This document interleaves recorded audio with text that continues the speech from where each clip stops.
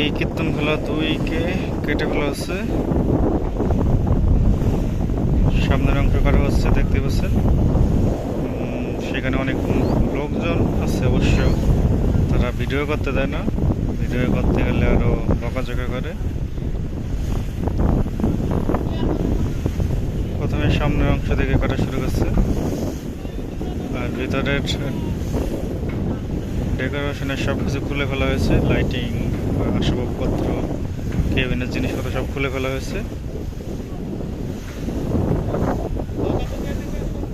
পাশে আছে অভিযান 10 মানে আলার প্রসাদ। ফ্যানটার পুরো ডুবে গেছে নিচে পিছনের।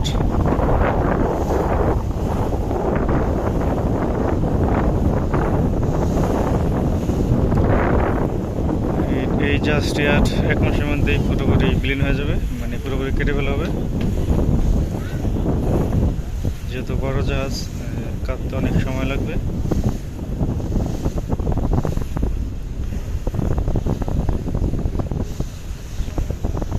ফ্যানটা ডুবে আসছে পানির মধ্যে।